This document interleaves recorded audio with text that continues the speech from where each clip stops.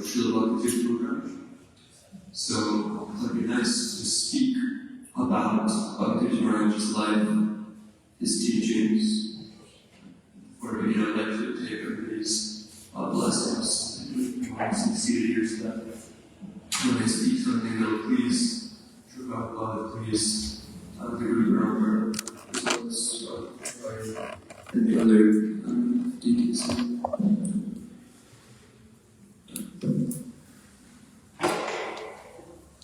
So since we're speaking about Tirtha Maharaj, it was an amazing saint, an incredible devotee.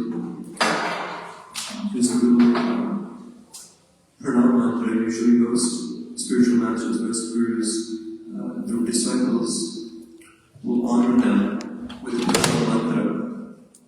So this is the pranam mantra for Bhakti Tirtha Maharaj. So if you want to say it with me, it's Namo Krishna Krishna Krishnaya Mutale Srimati Bhakti Tirtha Swami Iti Namane Namaste Krishna Padaya Prabhupada Srimad Shri Gaura Karunama Shakti Bhakti Tirtha Iti Namane. To begin, we will go to the 1940s and 50s to the ghettos of Cleveland, where Bhakti Tirtha Maharaj was born in an African-American household into a God-fearing family with seeds. And the first picture, he's on the middle, he's the middle child, is on his lap. He was the youngest of his siblings, and that's him in school on the right, and he's on the second row and second to the right. His mother, his family was extremely charitable as well as religious. They hadn't had a couple clothes, and most of them were torn and whatnot, but whenever he had friends who would come over who had less than he did, when they didn't have a shirt or something like that, and his mother would go into his closet, take one of his shirts, and give it to his kid, even though they had, nothing. And as a kid, he would stutter a lot. Except when he would go to church and have to speak about God, and then he would stutter. And so that was pretty amazing. He was extremely intelligent, and he would tutor other students. And while he was tutoring, he met a girl from a richer district who was seeing his own academic caliber. She wanted to have him moved into her school, which felt like one of the best schools in Cleveland. And so she talked to her parents, and talked to the principal, got him moved over. He was the only Black American at that school, and he then became the number one student at that school. And then around the same time, colleges in America were beginning to accept African American students into their institutions. And so, as he was about to graduate, his principal told him, you're amazing, I can get you into whatever school you want, just drop the name. And so he ended up choosing Princeton, because Princeton gave him a full ride. Not just a full ride, tuition, room and board, everything. And on top of that, they were going to pay for his tickets to go see his mother, which is pretty amazing. And around this time, he's also experimenting with enjoying life, but what he really wanted to do was he wanted to help people. So he turned to civil rights, became very involved in civil rights, even got to know and speak with Martin Luther King Jr., who had the following thing to say about him. He said that young man is really headed somewhere, at least 10 years ahead of his time. He spoke like a true leader.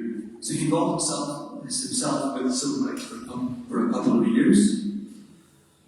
And then, but he saw that there needed to be something more than just civil rights. It's helpful, but there's a deeper cause, the problems that people are experiencing.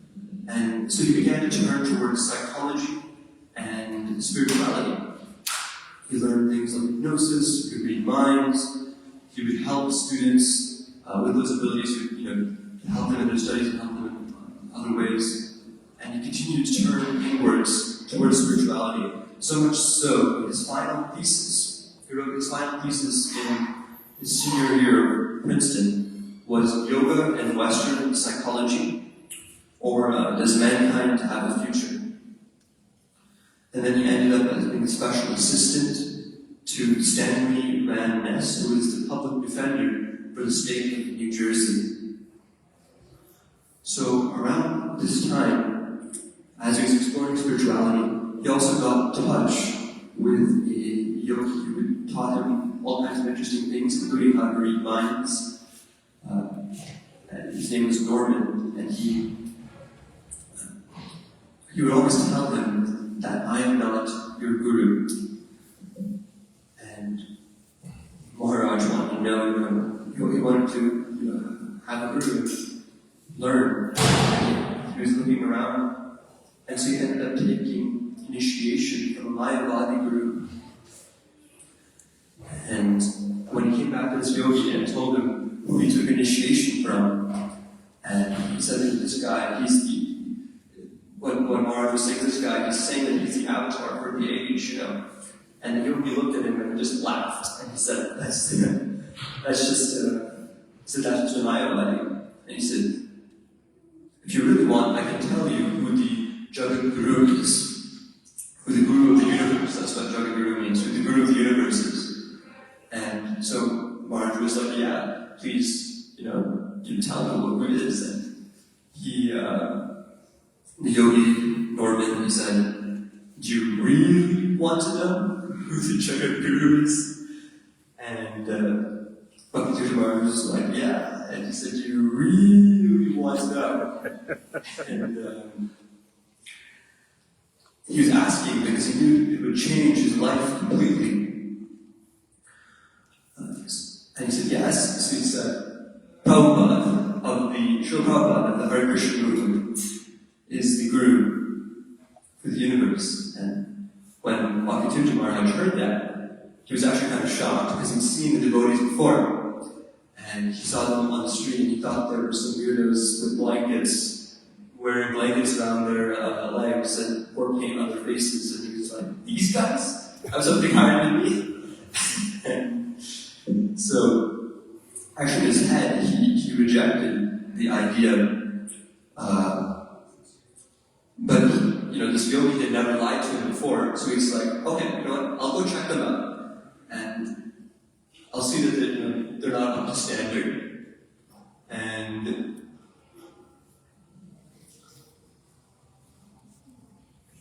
yeah. I'll see that they're not up to standard, and their philosophy is probably not so good. And I'll just, and I'll close that chapter of my life and move on. So he goes to the Brooklyn Temple in New York. And there, he starts associating with devotees, listening to Prabhupada's tapes. And he describes that the first time he heard a tape of Srila Prabhupada, he felt arrested.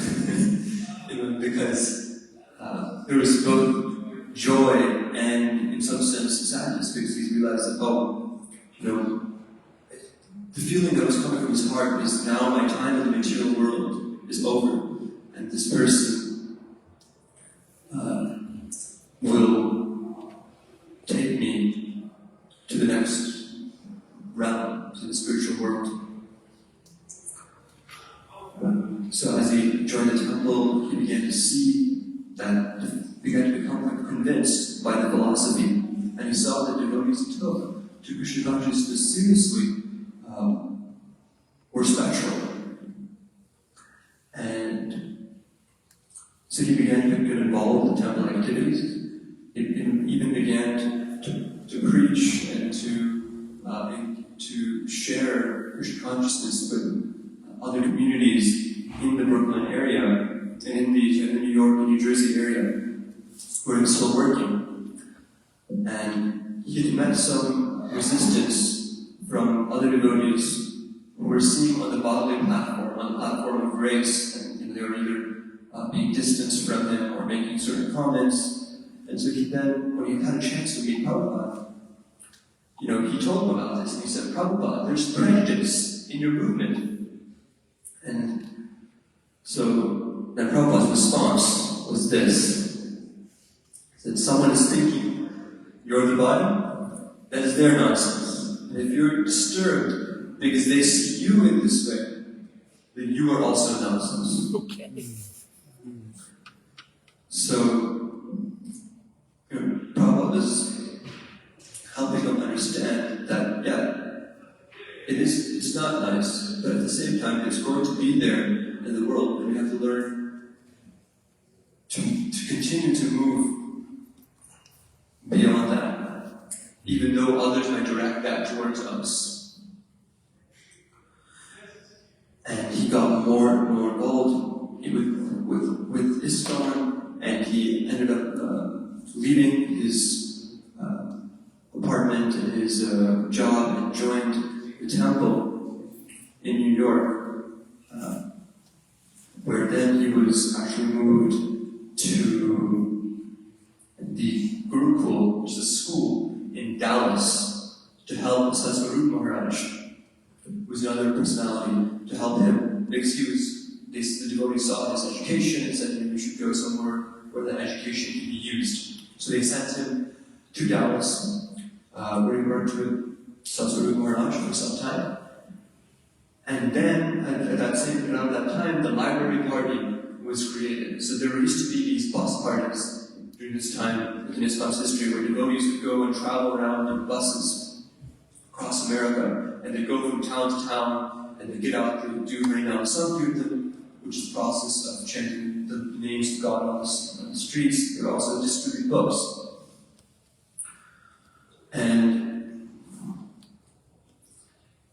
But this library party was a little special, because what they would do is they would go from college to college, and they would then sell the books to professors, sell standing orders of Prabhupada's books to professors. A standing order means that the person buys all the existing books, and then also is buying all the books that have yet to come out, under the assumption that they'll be shipped to them as soon as they're published. And they were doing this around America first, and then throughout the whole world. There's one nice story in this regard with Mahabodhi Prabhu, who was a person on the library party. He was traveling around with Bhakti Tirtha Maharaj, and he saw this. They came to this one college, just a small college place, small college town, and they were knocking on some of the doors, the buildings, and he saw that none of them were opening; they were all locked. Figured something was up, and then they realized that that day was a holiday, so nobody was there in the college. So Mahabodhi Prabhu said, okay, you know what, let's go to the next one, it'll be a big place, and it'll be nice, so let's go. But Bhakti Tirtha Maharaj, who at that time, his name was Ganashyam Prabhu, he was initiated by Prabhupada with the name of Ganashyam. Shah means the blackish cloud, which is the name for Krishna. So Ganashyam Das would be the name. The servant, Das means servant. So the servant of Krishna, who's like a blackish cloud. That was his name. And so he said, no, I don't want to leave this place. There's probably somebody should be here. We need to get the books to someone. And they had a discussion at the end. Ganashyam Prabhu was like, yeah, okay, fine, we'll go. But first, I have to go to the restroom. So he went, trying to find a restroom. And 5 minutes passed, 10 minutes passed, half an hour, 1 hour, 2 hours, 3 hours. And now Mahabodhi Prabhu was kind of getting angry, like, well, where is this man at? And then finally, Ganashyam Prabhu comes back, and Mahabodhi Prabhu holds his anger back. says, okay, so tell me what happened. So on the way there, Ganesha Prabhu was really deeply praying intensely to Srila Prabhupada, please allow me to do something that can please you here. Allow me to somehow somebody give your books to the people here. And as he was praying this way, he finally came upon a restroom. And when he went to the restroom, there was another man in the restroom, and they started talking. And they hit it off and became fast friends. And it turns out that man was the head of the religion department of the whole college. And so, as he was talking to him, he convinced him to take a standing order of Prabhupada's books, and he walked back to him in his room, and they were having a nice conversation, and Ganesha Prabhu decided to take it to the next step and say, I know there's a library here. Is there any chance we can get these books in the library also? And so they called him. So the professor said, oh yeah, the librarian, he's my friend. We'll call him right now. So he calls him up on the phone right there, and the man's wife picks up. And as his wife picks up, she says, oh, actually, the librarian, he's at the library in the school because he has some extra work to do. So then Ganesha Prabhu heads over to the library, and there he convinces the librarian to take a standing order of Prabhupada's books. And then he comes back to see Mahabhuti Prabhu. And Mahabhuti Prabhu was thinking about this, and he's like, this is what he could do at a small college. Imagine what he could do at a big college. And the library party, they distributed, there's distributed tens of Prabhupada's standing orders of Prabhupada's books all in Harvard, so many other places, so many colleges in the country. And then from there, they took it to Europe. And eventually, not just Europe, but to the Iron Curtain, which is the Soviet Union, which was Russia. Back then, was known as the Iron Curtain because it was very difficult to cross that border and actually enter Russia, enter the Soviet Union. And it was practically impossible to do so for any religious purpose. Anything tied to religion. But he found different ways of doing it anyway. One time he took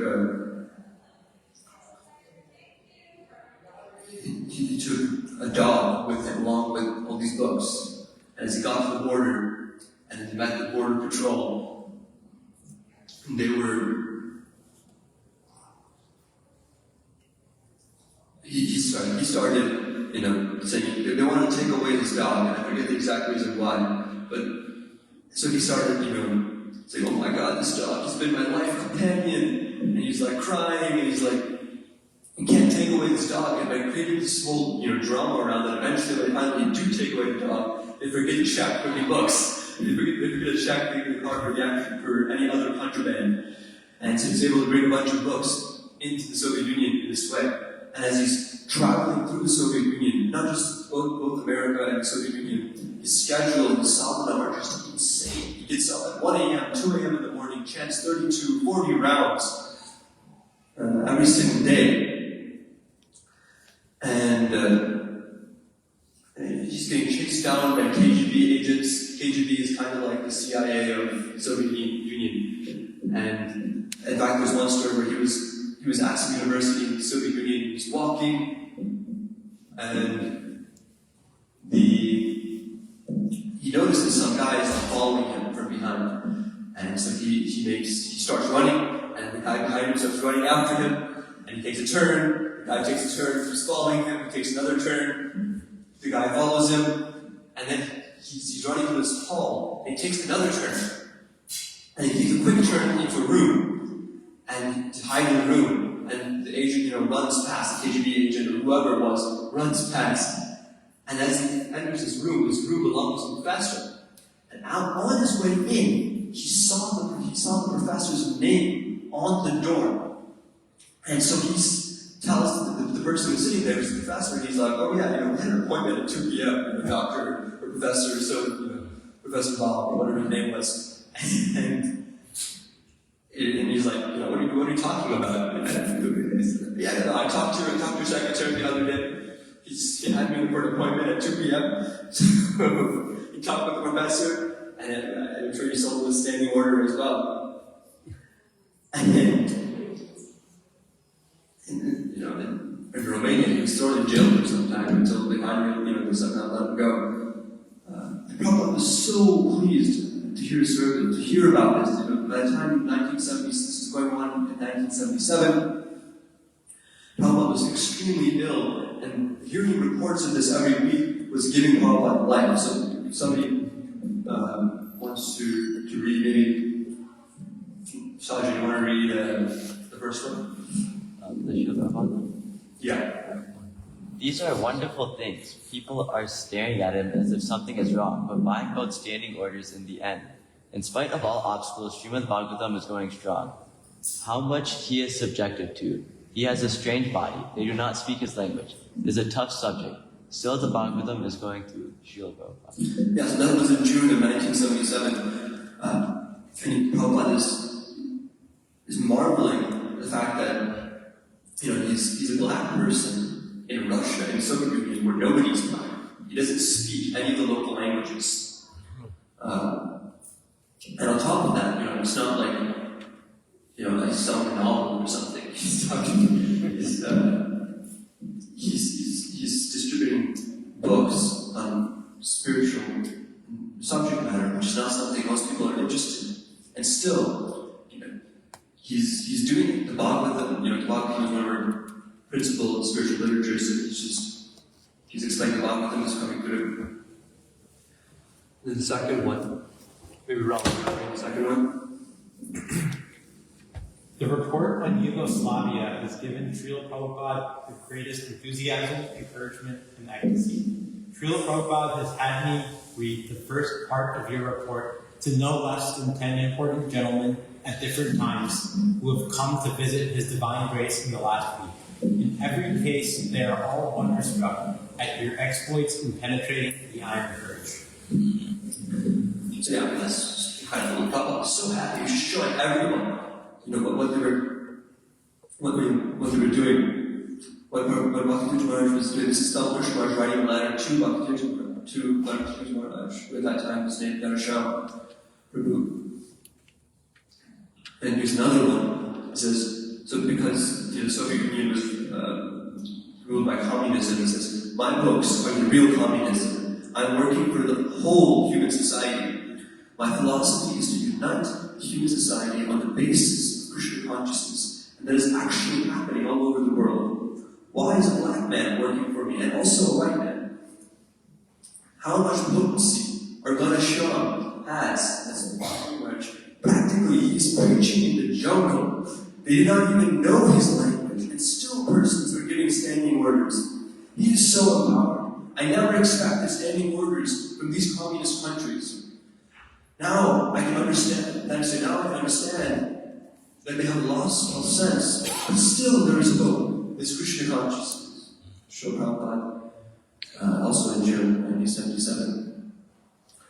And as Prabhupada is very sick, eventually, but he still wants to travel to see his disciples all over the world. So he ends up coming to the UK. And there are so many of his disciples in the Western world come to meet him, including Ganesham Prabhu, that comes from Eastern Europe to the UK to meet Srila Prabhupada.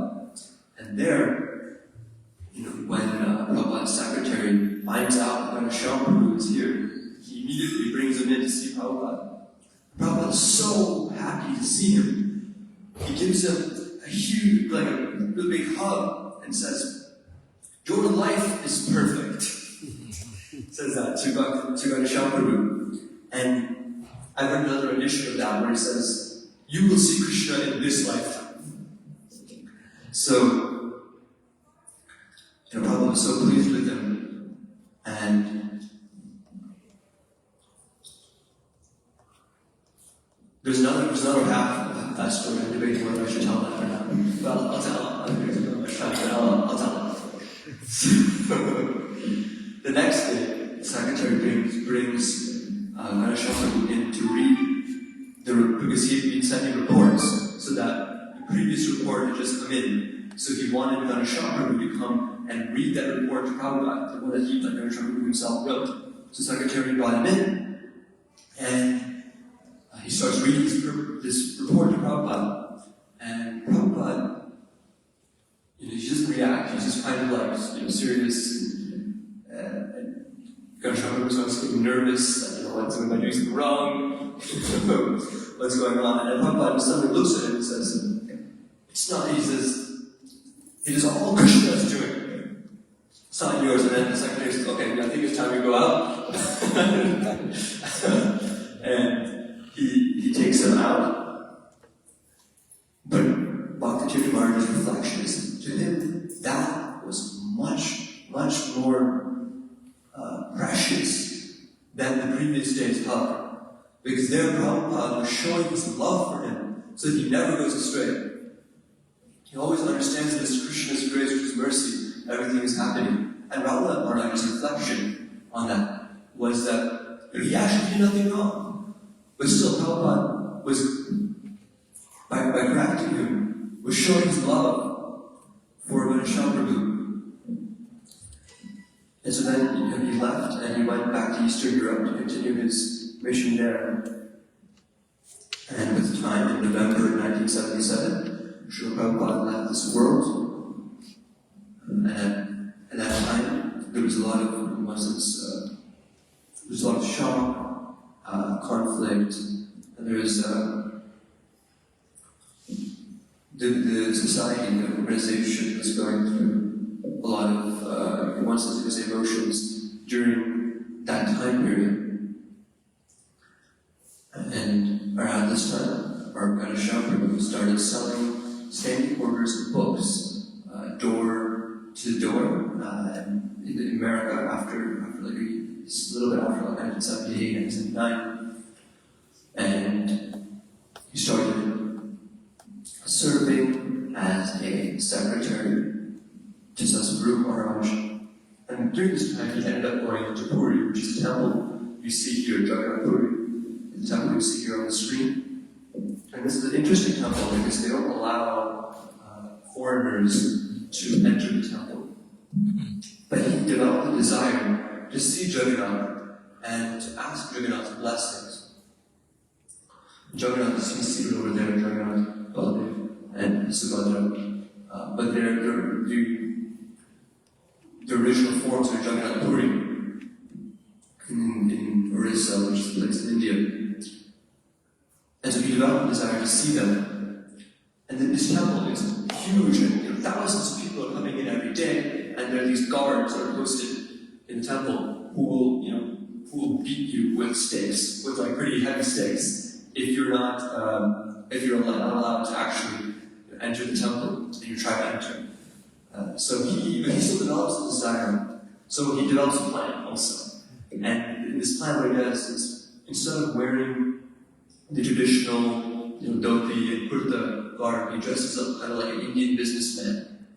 And he also wears a turban to cover his head, so that people don't see that he has kind of like an African type of hair. So he looks somewhat like some of the Indian businessmen there. And he goes under the cover of dark when it's after the sun sets, and he tries to enter the temple.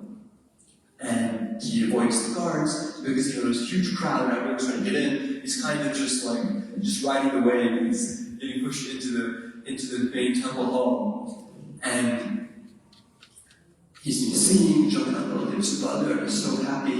And then some Panda comes up to him. Panda is like a priest in the temple. And so he comes up to him, and he starts saying something, in a language you can't understand, and to just stay silent and pretends to be mute. And he somehow manages to sink back in the crowd, and he comes to the corner and is like watching different ceremonies that are going on from a corner. Then, a little bit later, that same Panda sees him from the altar, and then points at him and calls him forward. So he's like, what do I do? Like, if I call him go forward, if I'm not Indian, I'm gonna get beaten by these sticks, I might break a few bones. And if I don't go, that's suspicious. and then I might get beaten also. So he decides to go, and see, try to play along. And as he goes, a few other people who look somewhat like rich businessmen are also there, because sometimes the pond is there. They like to get some cash from people in order to show them extra things in the temple. And so they asked him, it looked like he asked for money, so he had some, and he gave them some. And then this panda, this priest, took him to the innermost sanctum of the temple and allowed him to circumambulate and directly worship, directly be right, face to face with Jagannath, Baladev, and Subhadra. And he was just ecstatic. He was deeply praying for the future of ISKCON, so that pure bhakti may manifest itself. Pure bhakti meaning this process of Krishna consciousness may manifest itself purely everywhere in this world. And he was having such a nice time. And then the Pandit says, I know who you are. This is in English, I think. You can imagine a thick Orissa accent. And he says, I know who you are. He says, I don't agree with the current temple policy. And he said, I really respect what you're doing. And he just allowed him to be there for some time, and then Bhakti Maharaj left. Or Ganesha Prabhu at the time left. He liked it so much, he wanted to go a second time. But when he went the second time, Krishna was like, you already got your chance.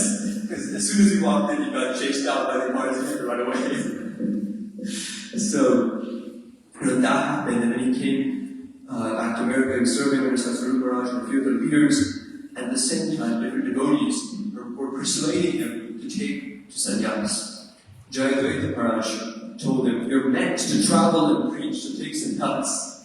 Harisari Prabhu told him, don't have this false humility, just take sannyas.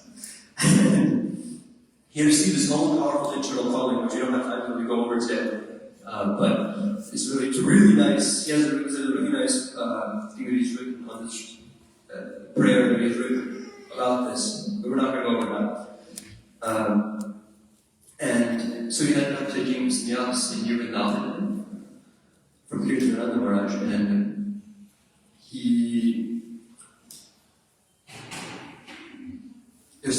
during the sannyas ceremony, nowadays it's somewhat common that you get a different name when you take sannyas.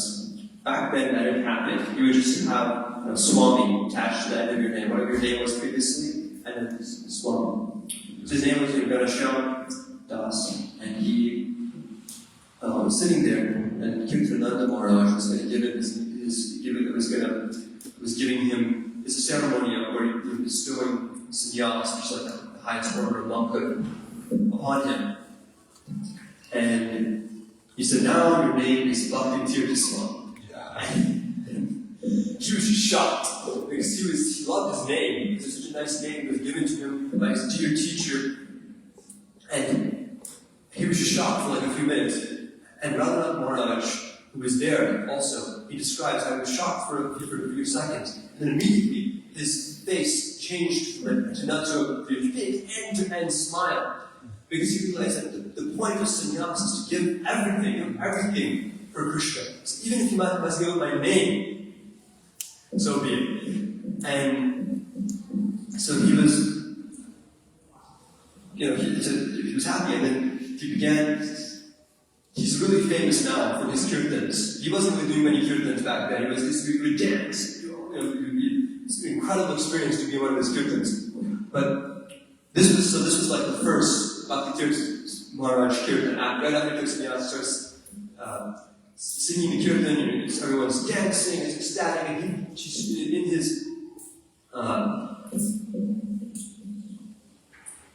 his own stupor, his own actions, he jumps up in the air, right? And he didn't know how to, because sannyasis, people of this highest order, they tie their cloth a little bit differently. And so he tied it a little differently, he didn't know how to tie it properly, so he tied it some way, and somehow the other he tried. But when he jumped up in the air, his nose fell down. And it And it's something funny. But he got down, immediately ran out, timed up, he came back in and continued with this amazing Tirtha. These are pictures from that day. He just took sannyas, as I understand, at least. And after he took sannyas, he received a calling to enter Africa.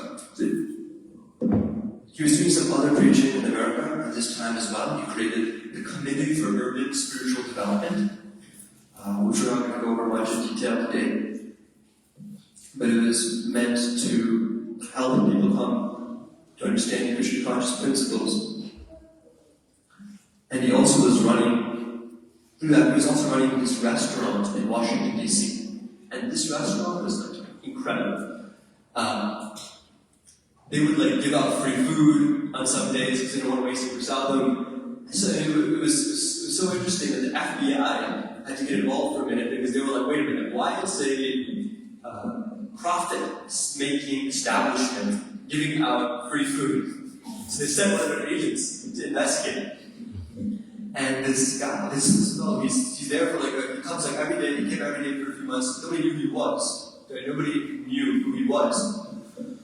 And then after like a month or two, he introduced himself and he says, yeah, my name is so-and-so, I'm from the FBI, we weren't sure what you guys were doing out here, so I came to see it. And he's like, this is something, he really got really attached to Prasad, they were cooking in the street. And so many people were being transformed just through that restaurant. And he himself was living very austerely during this time also. I mean, the other devotees who were there were helping run the restaurant. They had their own room, and it was like nice to have beds and stuff. Obviously, they had mattresses. He was sleeping on the ground in a closet that could barely fit him lying down. He would eat just a few. He would eat one just a little bit, just a few nuts before he took. Or that might have been a couple of years after, but around this time he was eating just a few nuts per day. That's it. And we already heard about when he was waking up in the morning and how many rounds he was chanting, and how he was very intense. And Raghav describes how he was very intense in this one-pointed attention towards pleasing Srila Prabhupada. One of the key principles of Vaishnavism is that pleasing the spiritual master is the key to all success.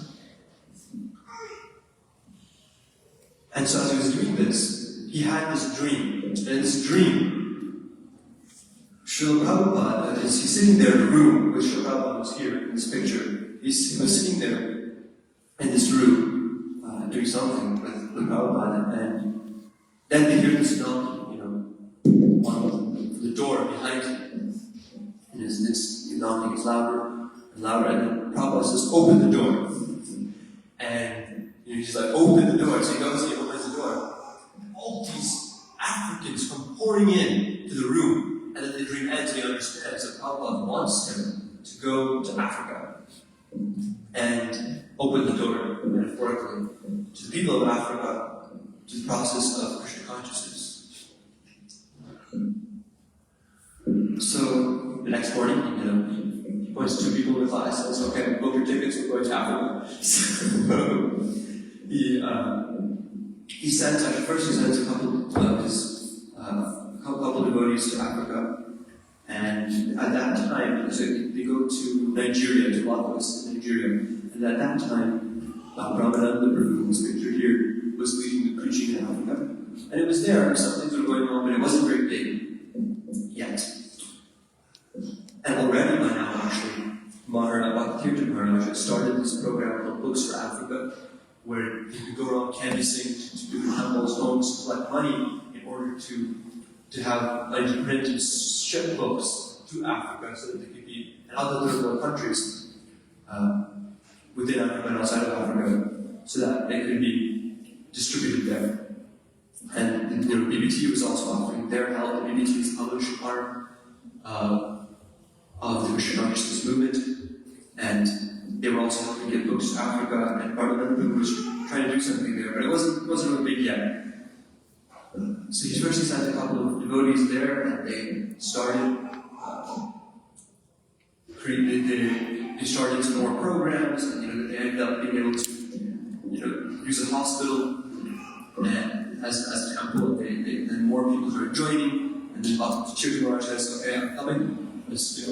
And he comes, and he gives them more direction, helps them inspire them more, and then by this time spending more and more time in Nigeria than in America, and the preaching in Nigeria is beginning to expand so much that he said, "Okay, now it's time for the next round." So he sent some devotees to Ghana, and like that. Similarly, with Nigeria, there was something there before. In Ghana, another country in Africa, there was absolutely nothing.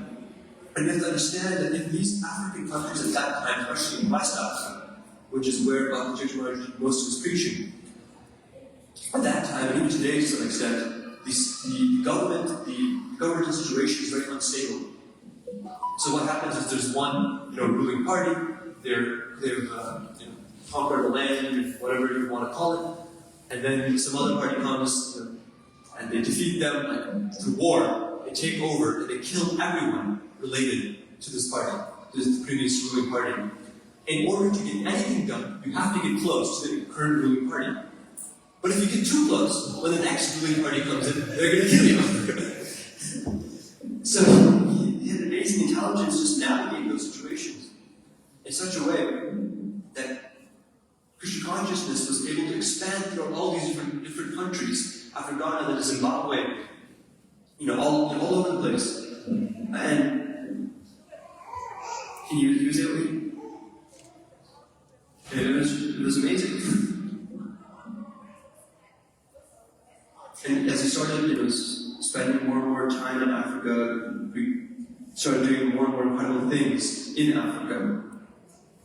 Gaurav, you want to read the first bullet point for the first one? Zimbabwe's president, Kanan Kusei, I don't know, I just said that, but and Prime Minister R.B. Mugabe received ISKCON books and expressed deep appreciation for them. The Herald and ZBC TV, major media networks, covered the African Food for Life program and ISKCON's Free Food Initiative. yes. 1985, first Rath Yatra in Nairobi, Kenya, held on August 10th of that year. Lord Jagannath strolled down a main thoroughfare on a massive cart. As in India and around the world, a local newspaper estimated that 70 to 80,000 people participated in the festival. In that same year, 100,000 attended the ISKCON temple opening in, I can't read the city or a country. In Natal, South Africa, even though the area was ablaze with racial tension. Despite summer-long violence, leaders of the Afrikaans, English, Black, and Asian communities came together for the new ISKCON temple dedication in Natal.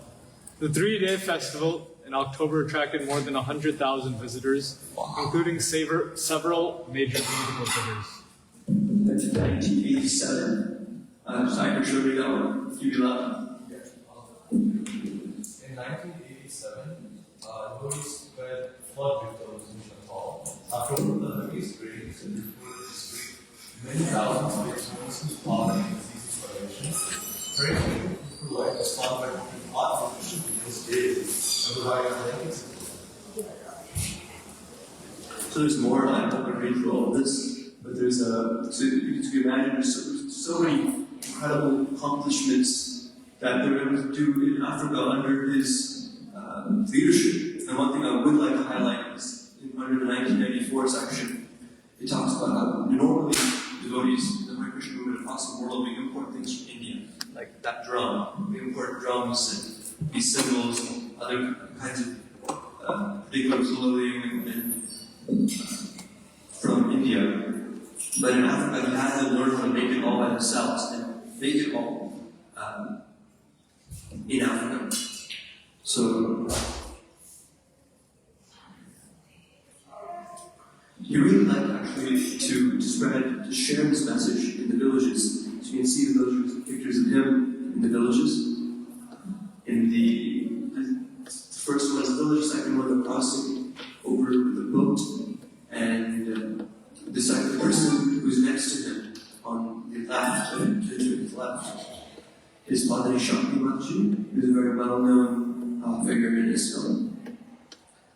And one of the other things, basically, he tends to deal with things like black magic and stuff like that. In Africa, there was one king where in his kingdom there was all this black magic that was happening, and he was just completely trying to figure out what to do about it.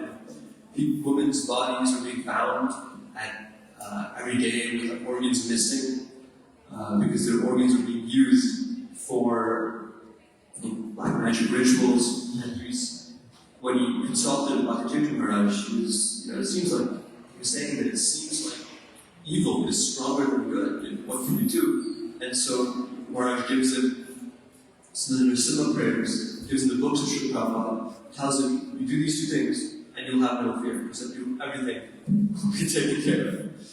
And it's pretty amazing. And he also, this is him when he was preaching in Africa, he would wear the attire of wherever he was. So these are all him in traditional clothing of different kinds, African clothing.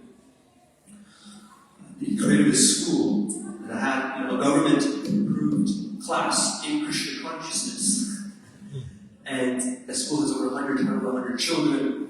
Every day they were eating prasadam, they were going on harinam, and they were, the kids were also preaching, and they were even, to me it's just amazing that to move to the next grade, you have to pass your class in Krishna consciousness in order to go to the next grade. And in Nigeria, there was this high chief, not actually, there was a king. There's an African word, I'm not going to say it. There was a king. He's actually considered one of the best kings in Nigeria. And he started visiting the temple, and he got to know Bhakti Maharaj, who would ensure that he was nicely cared for, had nice prasadam. The king started chanting. And within a year, after he started chanting, he wanted to show some gratitude to Bhakti Maharaj. So he decided to crown him as High Chief. High Chief, in this particular setting, is the second most powerful position to the king. And he wanted to put Bhakti Maharaj in that position. And usually there's all this ceremony, all this stuff that happens in order to make that happen. And the king went so far as to waive all of that, so Bhakti Maharaj would not have to do any of the extra ceremonies, or have all the extra responsibilities. Because he saw that what Bhakti Maharaj was trying to offer was really amazing, and it worked.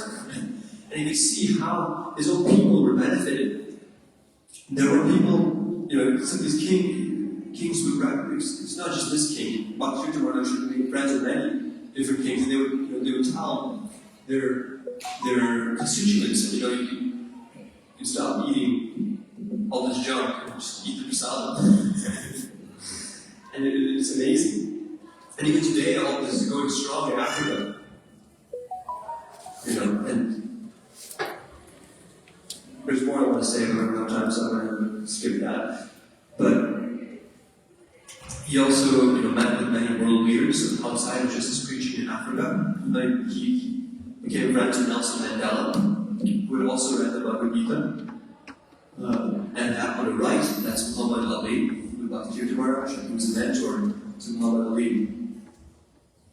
Who told him, by the way, he said, when I was younger, I wanted to become rich. I wanted to have all these different things. I thought it would be so cool to drive by in a rich car. Everyone would look at it. He said, now, having experienced all of it, he said, it's kind of it. With all these things come so many problems. He said, it's 5 o'clock in the morning. Already I have so many problems in just one house. I have to be prepared now. Some of the people are coming, the people I'm hiring to do whatever work in the house, I have to be concerned. Are they going to steal stuff from my house? Or like same thing with the car. I mean, you become a slave to these different objects. And he said, really, Swami, other than you, I don't really have any friends. Any actual friends. Who actually not just want to take something from me, but actually want to be there, be my friend. And we're out of time, so the next slide. He created, so while he was, the Africa was going incredibly, and as like 90s rolled around, he decided to focus his attention once again on America. Because America was born, he wanted to help America. And he noticed that within our movement in America, we didn't have so many professionals joining the movement at that time. So many working professionals. So he created what we call the Institute for Applied Spiritual Technology. And they were taught about relevant subject matters that were relatable in different ways, like dealing with stress with the spiritual touch, how to do time management with the spiritual touch. And people would be gradually introduced to Krishna conscious philosophy through these programs without even knowing what the Hare Krishna movement was. And it was incredible. Guru Maharaj was another personality within the movement came to see. And he said, my nature, he says this, I'm conservative. And I also, spent so much time in India, so I was kind of skeptical of anything that's a little bit different. But I came and I saw, he said, but Prabhupada said you can judge the result. And you can see how kind, respectful, how wonderful these devotees that I fast, that's the abbreviated name for spiritual, applied spiritual technology, these devotees that I fast were. He said, you not see devotees like them anywhere else except for Bhakti. With this many professionals. And again, that was at that time, today, and Hare Krishna was quite a bit different. But he also was heavily involved on television programs. And he appeared on so many different talk shows. They didn't really have podcasts back then, but the equivalent of that in the 90s. And it was just, it was like nothing could stop him. And while he was here, he also, just one thing I wanted to share, is he stated that there were 4 rules for community. And these 4 rules, hold on, yes. Alright, we'll massage again. Okay. Number 1, treat everyone you encounter as if the success or failure of your spiritual life depends on the quality of your interactions with them. Should I do them all?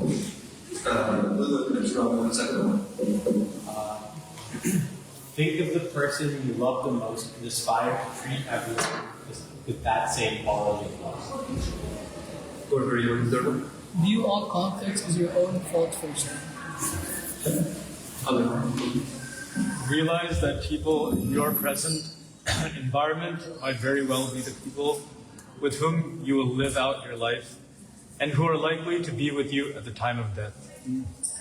And so around this time, he also started this community in Tirtha, which is farm in Pennsylvania. And he made these kind of like the 4, he really trained the devotees who were there to live by these 4 principles. And so many great personalities within our movement were come to visit Tirtha and would feel energized by what they were able to receive there because of how wonderful the community was. And he also wrote, I think, over 18 books, beginning with the first Beggar. So the Beggar series is prayers that he wrote in different themes. So the first one, that's meditations and prayers. I forget exactly what the second one is, but the third one is prayers in regards to the false ego, helping us overcome the false ego, because we do things, and so often we have success. But when there is success, one's ego, begins to creep up, and even somebody who's well-intentioned may become a victim of their own ego and begin to exploit others because of the pride that arises from success. So how do you deal with that? And he wrote all about that in that third Becker book. And the fourth one, we'll talk a little bit more in a moment here. The fourth one was just, it was one of my favorites. He died before, it's titled Die Before Dying. And then he had books on leadership, 2 books on leadership on the bottom right.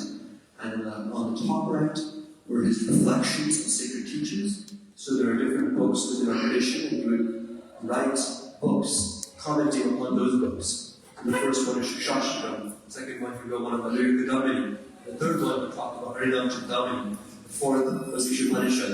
The fifth was a community book, a book on community by Srila Bhakti Saraswati Thakur, who was his teacher's teacher.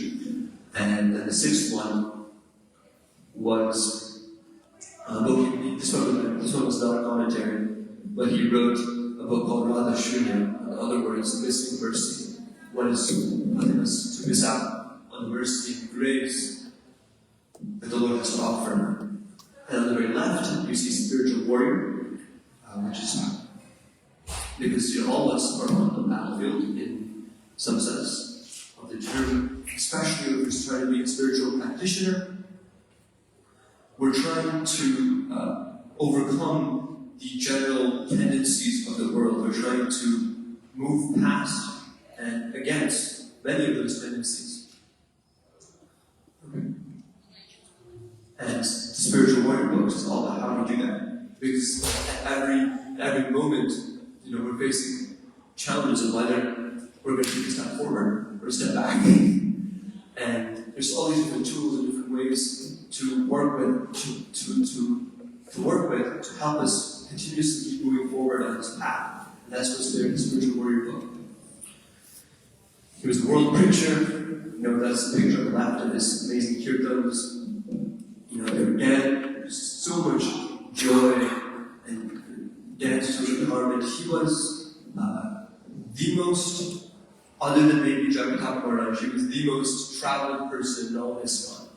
He would go all over the place. He would go to Russia, he'd go to Croatia, he'd go to all the places in Eastern Europe, he'd go to different places in Western Europe.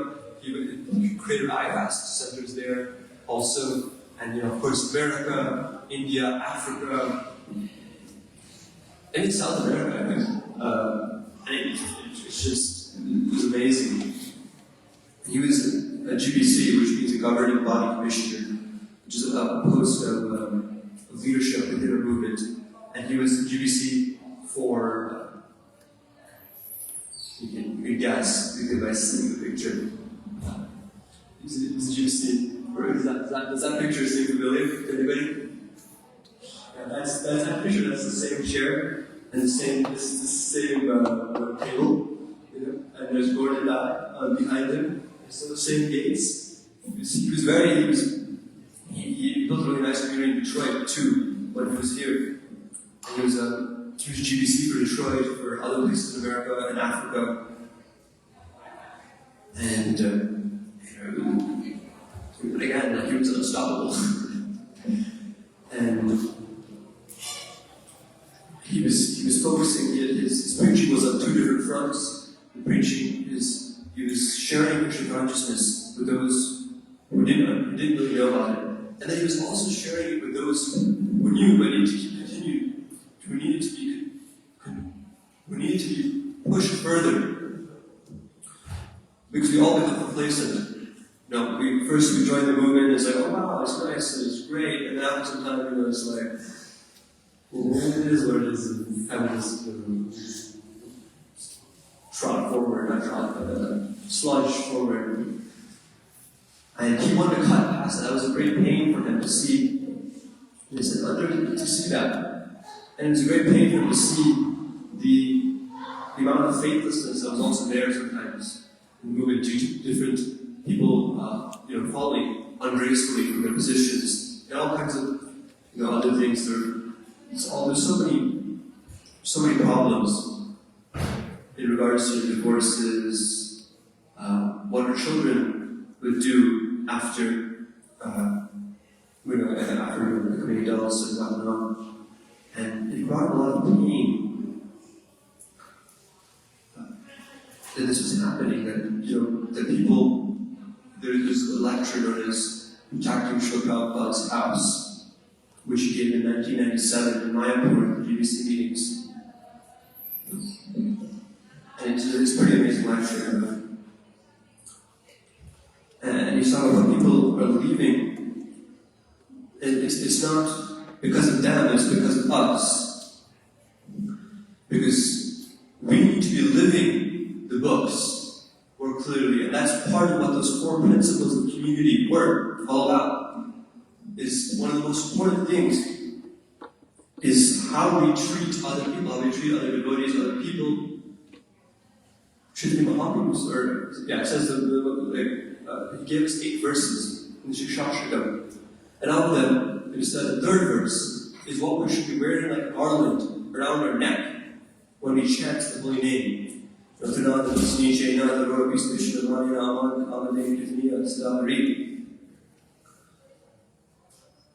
how much are we really living that? And he really wanted to help people live that. Because people would see how nobody is able to transform themselves on philosophy alone. This is one of the points that he's making. Nobody is able to transform themselves on philosophy alone. They need to see it in action. Who do you know who's been addicted to alcohol or addicted to smoking? Everybody knows the bad for you, but who can just let go? You need a culture, you need an environment that can help you move beyond that. And that was he was very known for being a very fiery personality in his speeches, and very kind in his dealings with people. And he was trying to pass that on us. That actually, one of the things he said in that same lecture, he said, in my words, they have also another Krishna deity named Radha. And he said, Krishna is playing the flute right now on that altar, but you can't hear it. Why does that not disturb you? And he said, I don't know, I'm disturbed. He said, Krishna is right there. And he's playing the flute. But because of our own insufficiency, we're not able to hear it. So we should desire to go deeper. We should desire to attain the goal of spiritual practice. One of the prayers we wrote in the Magna is all about Krishna praying. Krishna praying is it's known as pure love for Krishna. It's considered the highest goal of our movement. And it's all about, where does Krishna pray? The idea is to develop this deep desire, this deep greed for attaining it. And to make sure that our actions also match, that we're actually living it. This is another, often because of the emphasis on distributing books, in the beginning there's a lot of, let's distribute the books. We have to also make sure we read the books. But it's not just distributing the books, it's not just reading the books either. It's not even chanting the names of God, it's making sure that we live the books. And so this caused him a lot of pain, and he started making these powerful prayers, powerful offerings to Prabhupada, where he would say that I am, so we're about to finish, but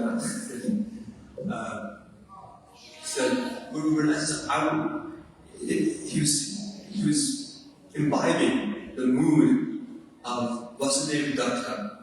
Vasudeva Datta is a person in our canon who was praying that let me take on the sins of the world. I'll go to hell and let everybody else come to you. He was telling that to the Lord. And the Lord was so happy with him that he said, everyone is delivered because you have asked for it. And because he was willing to make that sacrifice. And it's not just him. In the pages of the Bhagavatam, which I mentioned earlier, we see the story of King Randidev. And he was so completely selfless. He was fasting for so many days for a particular ceremony. And then he decided, and then it was time for him to break that fast. time for him to break that fast. And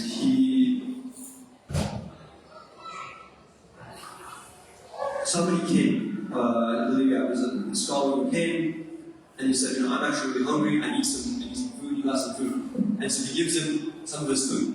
Then another person comes, something similar. So he gives him his food too. And as he's about to finally eat, this guy shows up with a bunch of his dogs and says, all my dogs are hungry, so give me some food. And he gives him pretty much all the remaining food. And finally, an outcast shows up. And outcast is like, I can barely, I need some water, I'm not even able to have water. So you have to think about this. The king is on the verge of death. He was going to eat a meal, and he was going to drink water and everything and be satiated. But he gave all that up. And even when this outcast comes and says, I need water, he gives up this cup of water, everything that whatever he has, and he has nothing to eat. And what he says after that is amazing. He says, all of my hunger, all my misery, all my disease, everything has been cured simply by being able to give this water. Because I simply pray that I can continue to take on suffering simply for the sake of others. And this is the mood that Bhakti Maharaj was imbibing. He's seeing all the suffering that was going on in our society and outside of our society, and said, let me take that on. Whatever it is, let me take that on so that everybody else's obstacles in their spiritual life can be removed. And it's such a powerful prayer to make. And in his final gospel offering to Prabhupada, before he left this planet, he writes, I'm sick and I'm tired, I'm enjoying life. I'm traveling everywhere. Everywhere I go, somebody will give me a place to stay, a great prasadam. Everything I get is wonderful. And I'm having so much enjoyment, living Krishna consciousness. But there are so many people who are struggling with things, who don't even have enough money to have their own place to live. So how can I continue this way? He said the only way that this is going to change is if the leaders of the movement deepen the depth of our own Krishna consciousness. Which says to Prabhupada, either let me be, a fix for this, or I don't want to be here anymore. let me become, do whatever needs to be done in order to let me have the greatest, both in terms of quantity and quality, greatest impact to uplift others. Whatever it is that needs to be done. And literally, right after he's been healthy his whole life, and literally right after that, he gets 4th stage melanoma cancer, the complete diet, full-scale diabetes, and a bunch of other illnesses, just all at once. And he doesn't. The first thing he does, he doesn't, actually, they discovered that in Detroit. They discovered that here in Detroit because he was here and then he falls down. In Detroit, he's always walking, he's very dense or everything. At some point, he just falls because one of his legs give out. I say, take him to the hospital, they realize he has 4th stage melanoma cancer. And he doesn't, just, most people in that situation kind of, become depressed and sad and give up on life. But first, he tries in so many different ways to heal his process, to see if he can continue moving forward. And he goes to Hawaii and uses that, and has a small house there to recover for some time. But as it becomes more and more clear that it's not going to go away, he says, okay. And he takes it in with stride. And that's when he writes his book, The Die Before Dying, the book that I mentioned earlier, where it's to give up,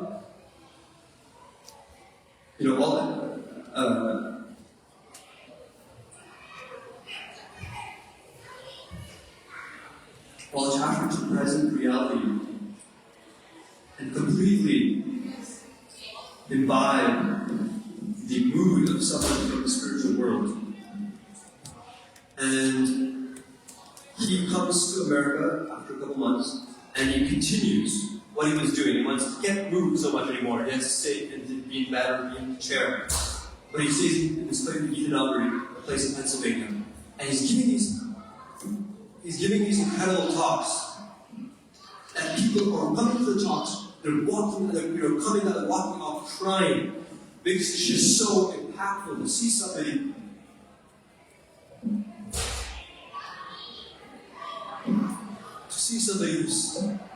Who's going through all of that. There's so much pain. You have to understand that this cancer is literally eating away at his body. And he's giving lectures that are titled Gratitude to Cancer. There's part 1 and part 2. Those lectures. It's just incredible.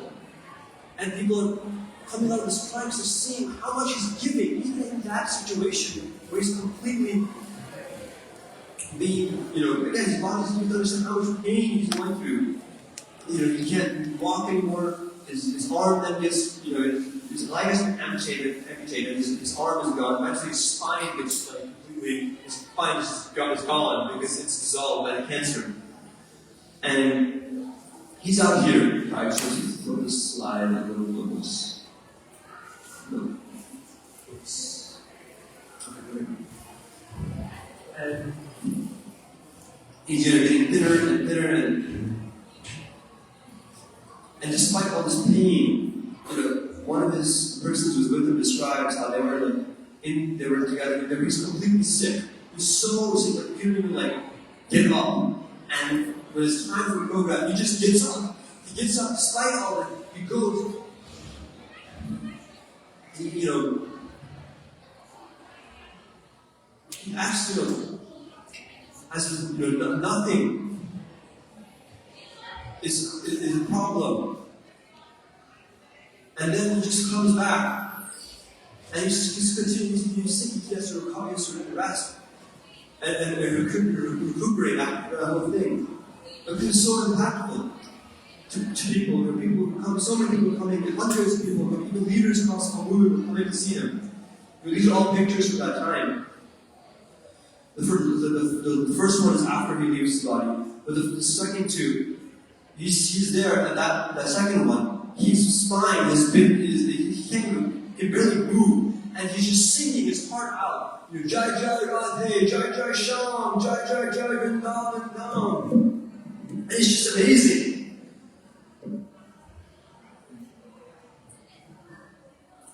And the second one too is actually crying. It's hard, I don't know if you can tell, but he's crying. And then he gives this final lecture where he says, now, from here on out, and you will hear from me, not through orthodox things, through visions, dreams, whatnot. He says, now Vrindavan is being revealed to me. He says, it's time that I completely absorb myself in that. And so he enters what's known as Nirjan Bhajan, which means you extricate yourself from all the material things, because it's time for him to even drop his identity as Bhakti Maharaj and completely enter the identity of one that is somebody in the spiritual world. And then a couple weeks later, he leaves his body in a fantastic Tirtha. And that's it. That's what happens. There's so much, this is a drop in the ocean of what we can say about the Tirtha Maharaj. Rather than Maharaj, we have a 5.5-hour class, Sunday Feast class in Bhakti on the glories of Bhakti Maharaj. And I heard that not a single person went out in that class. That's what's there. Anybody has anything they want to say?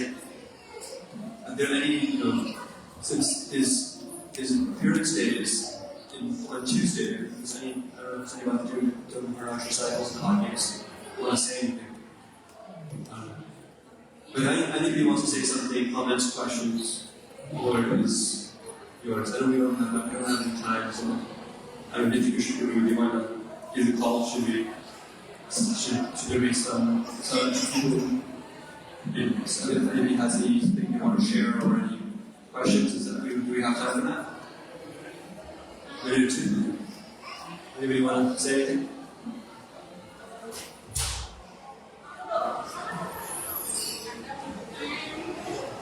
Okay, I guess not that. That's what I can say, so I hope that our own deepening of our own devotional service. And following the example of great souls like Bhakti and Maharaj. And I also request all the blessings that I genuinely